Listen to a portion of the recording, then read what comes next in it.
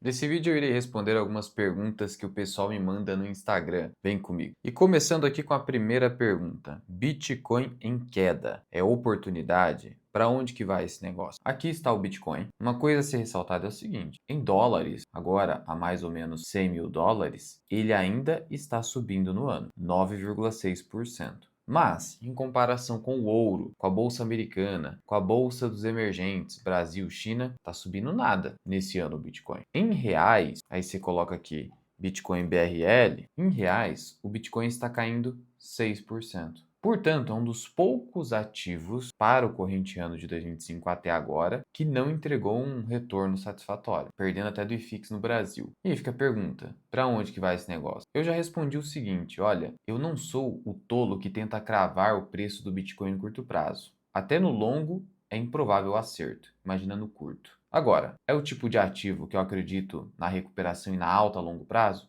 Sim, inclusive uma fatia considerável da minha carteira, mais do que 25% está alocada em Bitcoin. Eu estou comprando? Não, porque eu já tenho uma fatia muito grande. Para mim não faz sentido comprar agora. Agora, para quem começou a comprar Bitcoin nos 110 mil dólares, com essa queda, faz sentido fazer a compra? Sim, faz sentido. Ou você quer pagar mais caro? Isso que não faz sentido. Alô, mas o que motivou toda essa queda agora em Bitcoin? É sempre importante ressaltar o seguinte: saber a verdadeira causa de um movimento de preços é quase como jogar na loteria ou tentar acertar jogo do tigrinho é muito difícil, praticamente impossível. Sendo assim, não fique tentando adivinhar esse tipo de coisa. O movimento de preços pode ser aleatório, pode ter várias causas ao mesmo tempo, com causas. E aí você ficar tentando adivinhar isso não faz sentido. Agora, tem gente falando que no final do ano vai para 150 mil dólares, mas isso aí você vai ficar seguindo esse tipo de previsão que nunca acerta, quando acerta é pura sorte? Então não. Sendo assim, se você tem muito Bitcoin, não é oportunidade,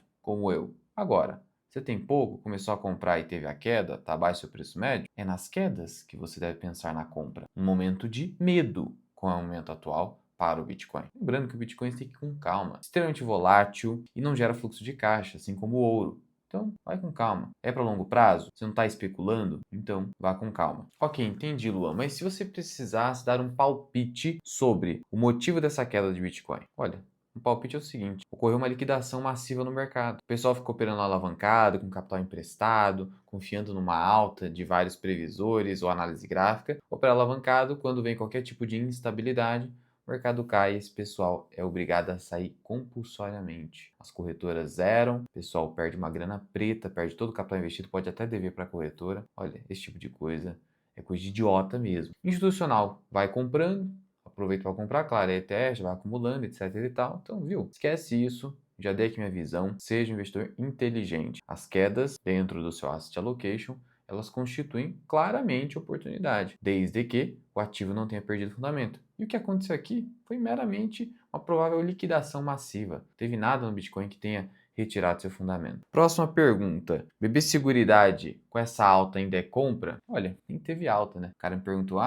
teve alta depois do resultado trimestral. Inclusive, eu fiz um vídeo dedicado a membros sobre os resultados da BB Seguridade. E o detalhe é o seguinte, essa alta aí de curto prazo não foi nada. E BB Seguridade, na minha visão, ainda permanece barata, mas acaba sendo um ativo ultra dependente do resultado do Banco do Brasil, porque é um ativo de cross-selling. O que é isso? Significa que ele acaba vendendo seus produtos, principalmente os securitários, na Brasil Seg, também de previdência, a partir de um outro negócio principal do Banco do Brasil. Então, o Banco do Brasil acaba vendendo seguro, previdência, etc., a partir da sua operação principal, que é a operação de crédito. Se a operação de crédito está mais fraca, e isso está acontecendo no Banco do Brasil em virtude da crise de crédito, especialmente no agronegócio, você tem um menor volume de negócios sendo realizado, especialmente na parte de seguro da Brasil Seguridade, da BB Seguridade. E vejam, a BB Seguridade não se resume a seguro. A parte de seguro, a BB segue. Você tem outras verticais de negócio. Você tem previdência, capitalização, você tem saúde e o resultado financeiro. Tudo isso segura a queda no operacional da Brasil Seg, e aí isso gera o quê? Gera um equilíbrio de resultado, faz a empresa ser mais resiliente do que o Banco do Brasil, mas ainda assim sofre da ciclicidade do agronegócio, porque, como eu disse, a parte operacional fica prejudicada em virtude do Banco do Brasil estar mais conservador nas operações de crédito. Então é isso que está acontecendo. Mas ainda, o valor intrínseco não foi atingido. Eu trago detalhes na comunidade, tem inclusive aqui, ó, fiz essa postagem, atualização da planilha de valor intrínseco na comunidade FMI.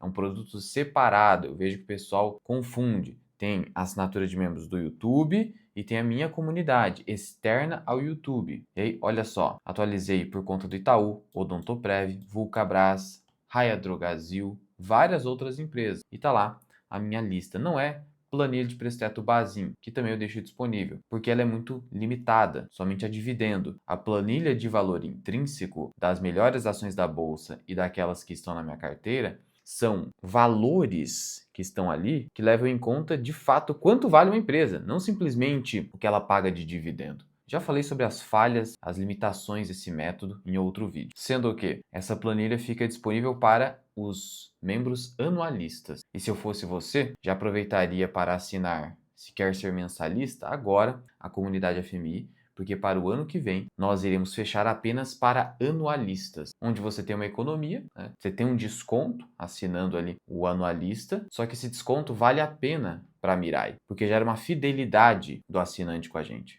Então é isso que a gente vai fazer no ano que vem, só que a gente vai manter aqueles assinantes mensalistas. Então se você quer ser mensalista, testar agora, então esse é o momento. Link na descrição. Próxima pergunta, o que eu acho da Marco Polo? Pomo 4. Olha, se tem uma coisa que é verdadeira na bolsa, é que o pessoal se interessa por uma ação após toda a alta. Então veja o que aconteceu aqui, vou até colocar em cotação padrão. A ação em 2022 chegou a menos de R$2, agora está a 7,30, com uma forte correção pós-publicação de resultado e segue numa tendência de alta a partir de então. Quando a ação estava aqui embaixo, ninguém queria saber. Após a correção pós-publicação de resultado, o pessoal fica, o que aconteceu aqui, hein? Porque essa pessoa provavelmente está comprada agora. Então, a minha visão é uma boa empresa, afinal de contas, quando você olha para o histórico, sempre lucro, né? Então, empresa que sempre dá lucro é boa empresa. Mas o lucro é crescente ou você tem aí muitas oscilações de resultados? E você tem. Olha só, o lucro em 2010 foi de quase 300 milhões e caiu aqui em 2017 para menos de 100 milhões. Isso aqui significa lucros erráticos. Empresa cíclica. Aí subiu para 200 de novo, caiu para 90 e depois evoluiu e continuou crescendo. Mas o último resultado trimestral mostrou uma certa fraqueza. Tem empresa boa porque o lucro é consistente, mas não necessariamente é crescente, então ela é cíclica. Sendo assim, se já subiu tanto assim, cara, eu pensaria muito bem. Por quê? Porque eu fiz um vídeo dedicado também a membros sobre Marco Polo e expliquei, em linhas gerais, que a empresa se beneficiou de uma demanda por troca de frota no país que estava reprimida. Iria acontecer. E aconteceu, mas já aconteceu. Significa que o resultado da Pomo vai desabar? Não. Pode continuar crescendo um pouco, mas não vai crescer mais tanto. E aí você vai se interessar pela empresa agora? Empresa cíclica? Empresa cíclica a gente se interessa na baixa. Só. Nem olha quando está na alta. Esquece, porque é cíclica. Ou você acha que vai ficar trocando frota o tempo inteiro, com a demanda aquecida, como aconteceu desde 2022, em benefício da Marco Polo? Cuidado. Próxima pergunta. O que é melhor, gestão ativa ou passiva? Vamos lá, peguei aqui o exemplo de Divo 11. O que é a gestão ativa de carteira? Ocorre quando o investidor ele escolhe cada ação da sua carteira. Simples assim. E o que é a gestão passiva? Ocorre quando o investidor não escolhe. Ele segue um índice pré-formatado. E um índice é o quê? Uma carteira meramente teórica, não existe de verdade, criada por alguma entidade. S&P, Ibovespa, Nasdaq. Então essa entidade cria essa carteira teórica para simbolizar um setor ou o mercado como um todo. Então, o Ibovespa sinalizaria o mercado brasileiro. A gente sabe que tem falhas no Ibovespa, mas essa é a visão aceita pela maioria, de que representa o mercado brasileiro. O Divo 11, ele representaria as empresas boas pagadoras de dividendos da Bolsa Brasileira. Por quê? Porque seleciona empresas de um índice focado em dividendos, que é o IDIV, que também é formatado pela B3. Então, eu tenho duas opções. Na gestão passiva, eu só compro o Divo 11, uma cota é R$110, eu posso comprar uma, duas, três cotas, sem problema nenhum, e sigo a performance do IDIV nesse índice. Aqui está a composição de carteira desse ETF. Você tem CEMIG, BB Seguridade, Vale, Banco do Brasil, Petrobras e assim sucessivamente. Você olha aqui os percentuais e você fala, aceito, acho que é bacana. E aí não é você que determina isso aqui, é o índice. Então você só vai copiar, só vai comprar e deixar o negócio rolar. E confiar na performance desse indicador, esse critério que é o IDIV. Agora, se você falar, não, eu prefiro ter um pouco mais de Itaú, prefiro ter menos Petrobras. Você está fazendo o quê? A gestão ativa. Você pode até copiar a carteira, só que você está ponderando a participação no seu portfólio. A gestão já se tornou ativa. E com isso você pretende o quê? Ou aumentar a segurança da sua carteira, se você entende que isso vai gerar mais segurança, ou obter retornos superiores. É isso que a gente busca na gestão ativa, obtenção de retornos acima do mercado, acima do índice. Então, em termos de performance, desempenho, se você fizer isso bem, então tem que saber fazer e tem que gostar de fazer, obviamente você vai superar o desempenho do Divo 11 fazendo isso bem. Então você vai ganhar mais dinheiro, mas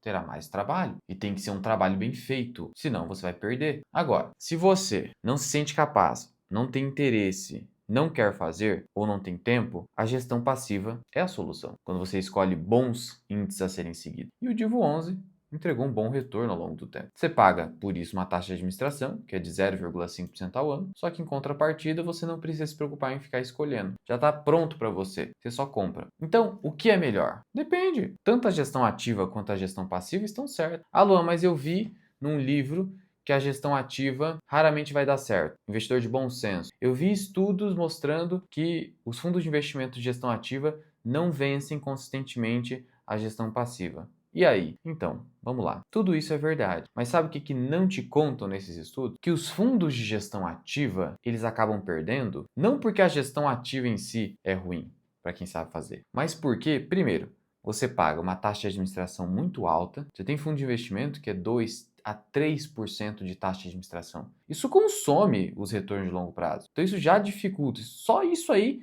já poderia justificar você dar preferência à gestão passiva. Então veja que aqui não é sobre a gestão ativa, é sobre a taxa. É sobre a taxa. Aqui eu pago 0,5%, lá eu pago 3, 2 e mais a performance. Aqui não tem performance, taxa de performance. Então, olha só, para você não ser enganado. A gente está primeiro falando do motivo da taxa. Pô, é muita taxa, cara. Então tem que ser uma performance super excepcional. Alguns conseguem, poucos conseguem. Por isso tem uma minoria. Só isso aí já seria o suficiente para você entender, ó. É a taxa, não é o trabalho. O trabalho do cara pode estar sendo bem feito, mas é tanta taxa que aí acaba ficando abaixo da performance do índice. E aí, consequentemente, do ETF Divo 11 que segue esse índice. E o segundo motivo, que é o mais importante, é o fato de que o ETF ele não tem que se preocupar com entrada e saída de investidores nos piores momentos. Ele não tem que se preocupar com o famoso Zé Cotinha. Já o fundo de gestão ativa, a grande preocupação é essa. Como assim, Luan? Vamos lá. No caso do fundo de gestão ativa, vamos pegar um fundo de investimento aí conhecido. O fundo da Real Investor. Fundo de ações da Real Investor. Qual que é a preocupação do gestor? A preocupação é a seguinte. O mercado caiu, é o momento então de comprar, só que os investidores estão fazendo o quê? Resgatando, correndo para renda fixa. Da mesma forma, o mercado subiu, está na euforia, é momento de ou vender ou parar de comprar. O que acontece? O pessoal fica injetando dinheiro no fundo. Qual que vai ser o resultado? Resultado medíocre. Você está comprando e vendendo nos piores momentos. E não é o gestor que está fazendo isso, ele é obrigado a fazer isso por conta dos cotistas mandarem nele. Então, essa é a receita de bolo para ter desempenho baixo. Além de tudo, as altas taxas de administração. É por isso que os gestores que conseguem, mesmo nesse ambiente horroroso dos fundos de gestão ativa, ainda assim entregar excesso de retorno, é esse tipo de fundo que deve chamar a tua atenção. Não para você comprar as cotas desse fundo, mas se você faz gestão ativa, olhar o que eles estão falando nos relatórios gerenciais, os ativos que eles estão comprando, entender os fundamentos, o raciocínio, porque esses caras, mesmo diante disso tudo, estão vencendo o mercado. Então imagina só se você conseguir ali entender o que está acontecendo e melhorar a sua carteira de forma individual, sem pagar as taxas. E o melhor, sem ter o comportamento inadequado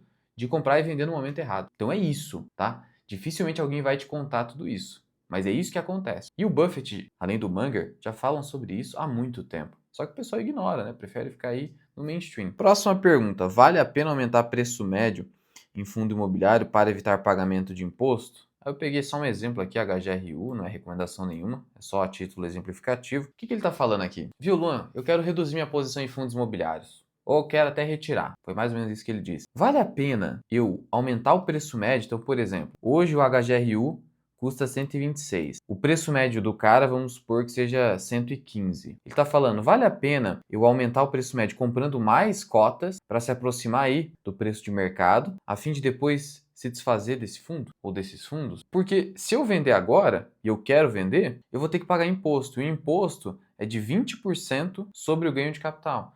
Então, aqui o ganho de capital seria o quê? A diferença entre 126 e 115. Você aplica uma alíquota de 20% em cima disso, logo você tem um imposto a pagar. A ideia dele é aumentar o preço médio para ter uma menor base de cálculo para pagar esse imposto. Porque daí, se aumentar para 123, a diferença vai ser entre 123 e 126. Logo, R$3, não os R$11 anteriores de base de cálculo por cota.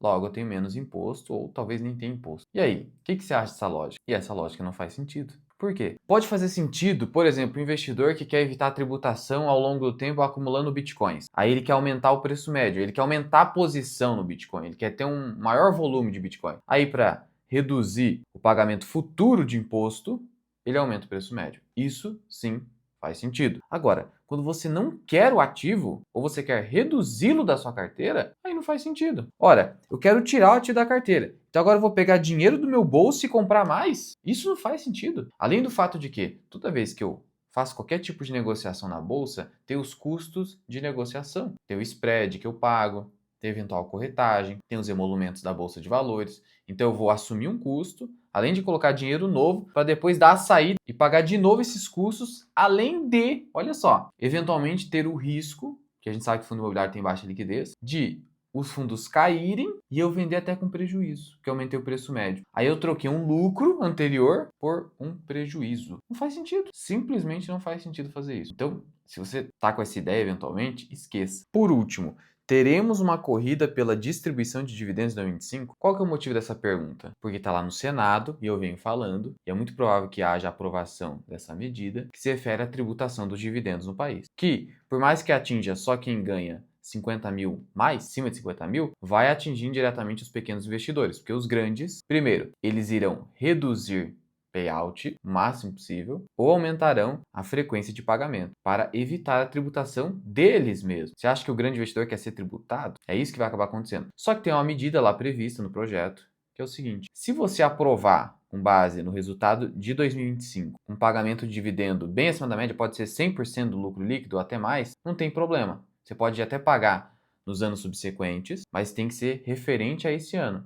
E aí você distribui tudo se quiser. Então a lei dá essa brecha aí. Está autorizado, não tem nada assim legal. Ainda não é lei, mas é só para você entender que isso aí já está previsto nesse projeto. E aí você poderia perguntar: então o pessoal vai utilizar essa medida ou não vai? Vai distribuir o máximo possível esse ano para evitar a tributação? E a resposta é sim. Vulcabras é um exemplo. No último resultado trimestral, e eu detalhei ele na comunidade FMI, teve ali: olha, a gente vai fazer uma distribuição por conta da possível tributação dos dividendos e a gente vai distribuir um caminhão de dividendo. 100% do lucro líquido foi a título de dividendo. Tudo. E aí também eles fizeram uma medida ali de subscrição, que é bem bacana. Eu detalhei em um vídeo específico na comunidade FMI. É por isso que você vai ver esse dividend yield absurdo. Por isso. Então não se engane com isso aqui, toma cuidado, o valor intrínseco está lá na comunidade FMI. E basicamente, o Vulcabras pelo menos deu start essa distribuição excepcional de dividendos e outras empresas poderão adotar essa medida também. Isso beneficia você?